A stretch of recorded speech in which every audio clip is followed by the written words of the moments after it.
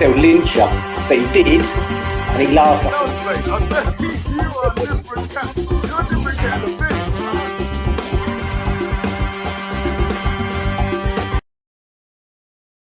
Hi everybody, Russ and the West Ham Network. Who is that pause?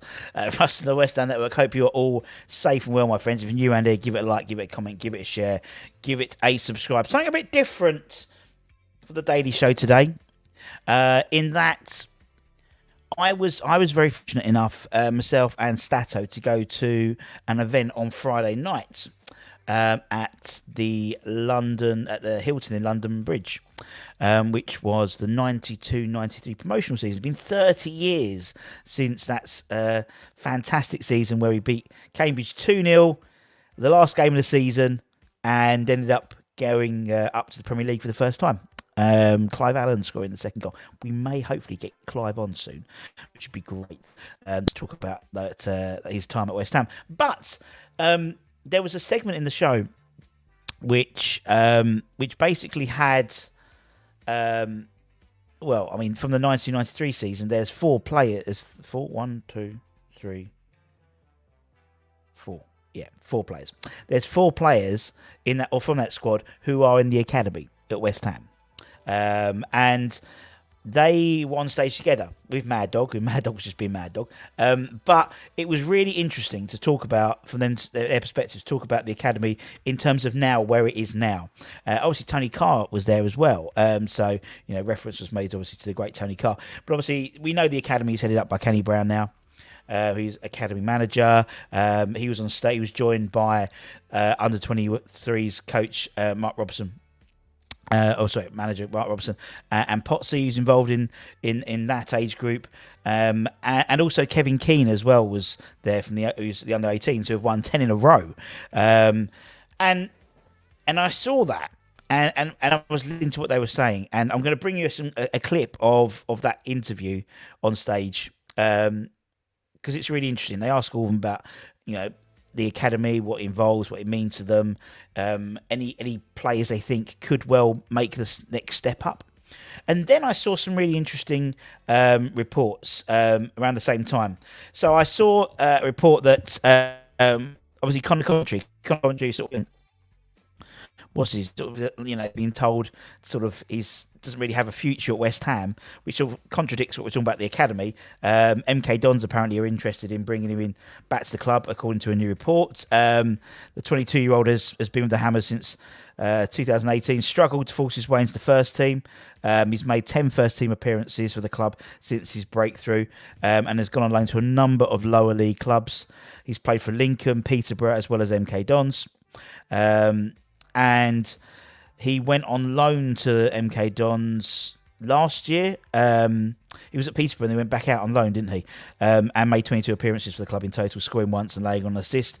But apparently the local newspaper, the local rag in Milton Keynes, the MK Citizen, claims that the Dons could look to reignite their interest at the turn of the year.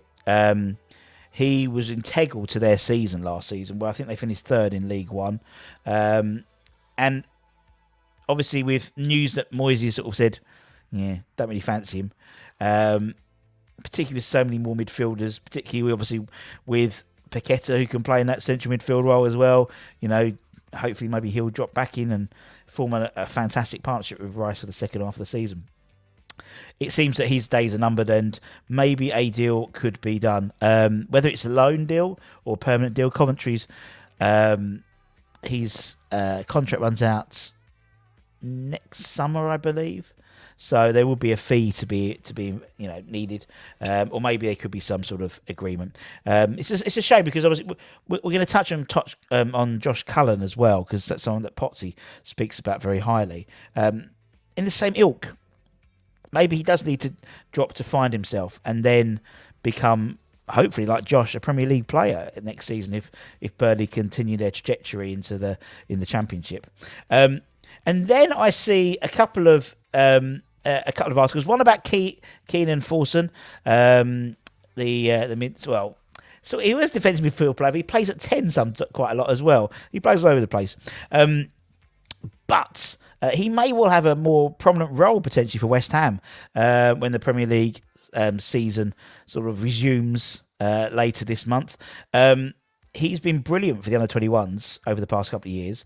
He's a handful, and I think he's already had about half an hour competitive first team football to his name already, and there's a belief that he could go on and play a lot more. He's loved apparently by his fellow players. He's loved by the senior staff. He's Moisey, the coaching staff, all rave about him, and it may be time for him to step up, or maybe even go out on loan to get some proper first team football. What was interesting, the club posted a sort of the get back to school training video last Saturday, and Keelan was really prominently featured in that, which shows that he's maybe the next one to look to push forward. He's got bags of energy. He's a really good passer of the ball. He's very raw. He's still rough around the edges, but could really develop. The only issue maybe potentially, because particularly is in a defensive midfield player capacity, he's 5'7", bit taller than me, which is relatively small in the Premier League. But someone like N'Golo Kante is the same height, really, and how well he played for Leicester and Chelsea at the beginning part of his time throughout his time in England. So it might be one to watch for. He has been playing as a 10 as well, maybe because of his slightly smaller size. He's very, very quick, so maybe that might be an option there. But I did notice that, and obviously with the Cambridge United game as well, an opportunity to blood first teamers, give them some minutes. A lot of the 23s came in, so it was like, there was still that sort of. I thought it'd be a great opportunity to give all the first teamers, all the available first teamers, a run out. But there was a lot of 23s who were brought on, particularly. I mean, Ekwa scored a goal, didn't he, in the second half, Pierre Ekwa? And I thought Freddie Potts was phenomenal in that. He was the best player on the pitch second half.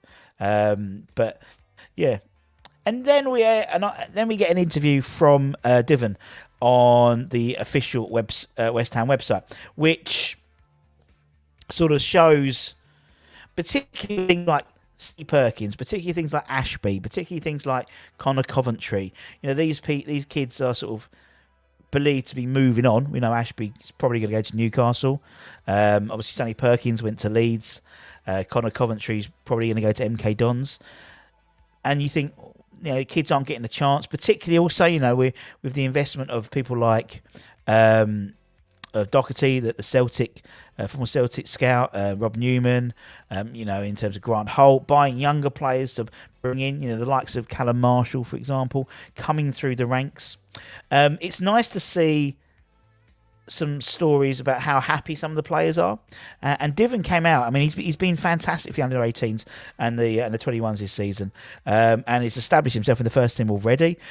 Played, scored, despite what UEFA said, he still scored in my eyes, for West Ham in the Conference League at the start of last month. His form for the youth team has been making it really impossible for Moiti to ignore him, really. And there's so many exciting talents coming through, and Kevin Keane highlights that quite vividly in his sort of speech on Friday. The likes of Ollie Scarles, Jamal Baptiste, Okaflex out on loan, Dan Chester's out on loan, Egwa. We've got, we've spoken about the likes of Forson, Potts. There's a great bunch of young kids coming through, and Divan basically offered great hope to long-suffering West Ham fans about his future and the future of West Ham. He was quoted in saying that. That we are in a really good place right now. The atmosphere in this group and around the whole academy is fantastic right now, and that really helps us as players. We're really together as a group, and we are all getting along really well. The main thing for me is to be playing football, whether I am playing for the under-21s or whether I'm playing for the under-18s. I have standards, and I want to meet them every time I play. When we drop down from the 21s, it's our responsibility to push the standards in the squad. We have to add more quality to the squad, and we have to demonstrate that we can help the team. And that sort of brought music to my ears a little bit, to be honest, because particularly in where we, as a fan base at the moment, there's sort of a dichotomy, is that the right word? But, we want to see players progress into the academy, from the academy into the first team, but also maybe not to the detriment of the team performance, potentially. And I know at the moment we're not performing very well, but I really think we've got a really nice bunch of players coming through. So, as I said in the title, the academy is in good hands. The fact is we got West Ham boys. That's not including the likes of Colton Coles, not including the likes of Zavon Hines, within the setup as well. But it was just the 92-93 promotion scene. There was 4 of them in there, and I was just. And then I was looking at, obviously, the kind of Coventry stuff. He's looking at, Ashby, talking about, the issues with Sonny Perkins. I go back and talk about the Jeremy Angakia situation, and there is this dichotomy. I'm going to use it twice. Going back, I think Moyes in his tenure here has given something like 16 academy boys their first team debut, which in a modern day doesn't seem too shabby to me. Albeit in those games, were in essence dead rubber games, but they would have given players, maybe a first team players, an opportunity to get some minutes in their legs. But instead, he brings on and plays a lot of the kids, mainly in the second half and stuff like that, both of those games. But like the FCSB game, for example. But it shows we're in good hands. Now I'm going to play this little clip. It's about a 6-minute interview that Tony Gale did with the boys, and let me know what you think in the comments. Your role is the best role in the football club. If you're the manager, you get paid lots, but the pressure is ridiculous, especially in the modern game. The under-21s is a good job, but you're getting pressure from above, and you've got people who want to go out on loan. So I think the under-18 job personally is the best job. You get kids coming in, 16-year-olds coming in from school. They want to do whatever they can to make it as a professional footballer. So I love it, and we're going quite well at the minute. So is there any standouts at the moment, Kev, in that age group that you're going to go? We should all look for. West Ham fans all want to see someone coming through for the future. Put this kid under the most extremist pressure you can. Come on, give us two, Keely. Come on, give us 2. I think we've got 3 or 4 in my current 18s. Oh, don't go over the fucking top, mate. Only 2. I'd say Casey, Oscars, who played in the European game, Divine Mubama, who played in the European game, and I think there's a couple more than that. I think this group that I've got in the next couple of years hopefully will come through and play a lot of games in the team, rather than just playing 2 or 3, play 50, play 100, like Ben Johnson, like Declan. So when they move up to 21 level, Robbo, what's the jump then? They've got the 18s, they're playing against all their own age group. 21's exactly the same, or a little bit more pressure on them? To be fair, I think it's all Kev's players this year. So he's been without, I've given back to him now, so I've not got no game. So but the pressure really is for the boys is to try and get into the first team. So we obviously had the boys that went to Steaua Bucharest, and 2 that started, done fantastically well. Really stood out as well for us. Ollie Scholes in particular was outstanding. But the boys that came on as well, there was 5 subs that came on, and they all did exceptionally well. We just hope they get another opportunity. That was a bit of there was nothing on the game. Because there was no going to got an opportunity, I just hope that they get another one. And for them, the pressure is, can they keep doing what they're doing? Certainly for the 21s, and the gaffer watches loads of the games, he's always there. When they go across to the first team, can they keep doing well? Can they keep training well? And hope that they get an opportunity to stay in and around them.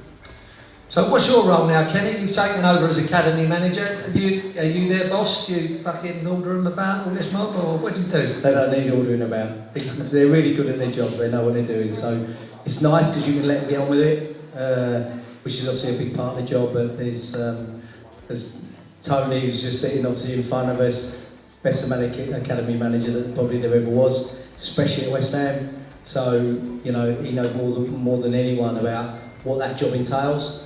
It's multifaceted. There's obviously got big responsibilities, but I know that the football's basically being taken care of.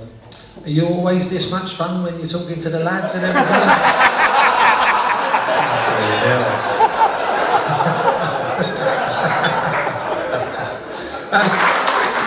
see.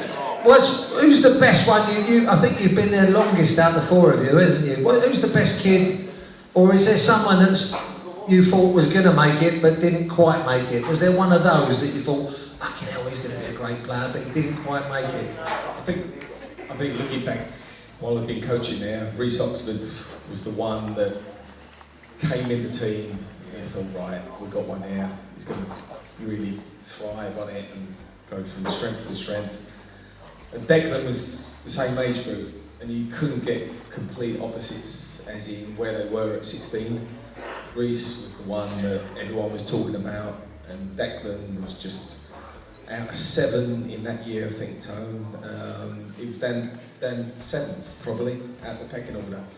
And it just completely flipped, and Declan, it's all about what he's, his attitude and everything. He was a talented kid, but what he threw in every day, and then you just saw him going above him, and there was no stopping him. He just sort of took his chance. When a kid has a chance, you think, right, you've got to take it. And Declan certainly took it, just carried on, and unfortunately for Reece, it went the opposite. He's had to sort of go to Germany now and try and get his career going. And I think he's doing okay at the moment, but I think looking back, Reece was a real prospect. The other one I really would have loved to have. He was the best kid I've seen, as in what he was all about. You wouldn't say he was the most talented. I've seen more talented kids, but attitude-wise, I'd put him above most senior pros I've ever seen. And hopefully Josh Cullen will be a Premiership player. He gets promotion at Burnley, gets in the Premiership. I think that's where he deserves to be. I would love to have been. And that is also a part of it. That if at first you don't succeed at one club, when I was at Fulham, we signed a lad called Ray Houghton, who didn't quite crack it with West Ham, and he went on to play and be one of the best players in the world. And is it just as fulfilling for yourselves to see someone make it somewhere else as at our place? For me, Josh, I'll keep a good eye on him because I just love what he's all about. When I see a kid like that in our academy now, you just know what it takes to be a player, and he had it all, as in desire. He's a West Ham player, a fan through and through. He would have been great for him to be a West Ham player, but that's not to be. But I like to see him in the Premiership, definitely. And there we go. Thanks to Mandeville Promotions for obviously inviting myself and Stato. But I found it fascinating. I found it fascinating how it's in terms of the academy. I mean, we've had people like Patsy Holland on, and the setup of the way that the kids are brought through now in terms of the Premier League too. They're not necessarily playing with. They're still playing people of their same age group, whereas the old combinations, reserve league. We've had guys like Izzy Itkipen on, talking about what he learnt playing reserve team football. Never made a first team appearance at West Ham, but what he learnt from playing with experienced pros. Now, having these guys in the setup, the likes of Potsy, the likes of Kevin Keane, Robbo, Colton Cole, Kenny Brown, Savon. These guys have done it at the top. It's only a good thing. And as Potsy said, it's not necessarily, they take just as much pride. I keep an eye out for Josh Cullen, because as you said, as he said, he takes it from a personal perspective, but he's a West Ham boy, so you're always going to keep an eye out for him. Pritchard for Sheffield, for Sunderland the other day, scoring against Millwall. All that stuff, you keep an eye out for these players. I mean, Greg Taylor, in terms of West Ham fan, a Cambridge testimony was all about him. And I think we're just in safe hands. Now, whether that progresses into the first team is another story, but the conveyor belt is still turning. And with those boys in charge, I think we're in safe hands. So anyway, a little bit different, a little bit of opinion piece. But hopefully you enjoyed it. Let me know in your comments below. Was there anyone that you thought was going to make it, didn't make it through. You look at someone like Tony Martinez, who's at Porto now, or there's loads of players we thought were going to be the next one, but who didn't make it? Let me know. Look at Jeremy Ngakia. That worked out well for him, didn't he? Although he's back on. Is he still at Watford? He's back under Slav and Julian Dix now, isn't he? Because obviously Julian's just got the assistant manager job at Watford, and we wish him our best as always with Jules. But yeah, let me know in the comments below. And which of the current bunch do you think? Now, I know I keep going Divine. It's Divine, I know.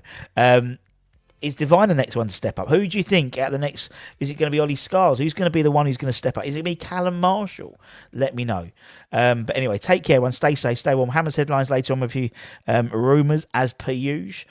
And I'll see you guys later on. As always, I'd like to thank all our channel members, all our channel partners, channel sponsors, partners, all those friends of the channel and everyone else. But take care, stay safe. Bye-bye.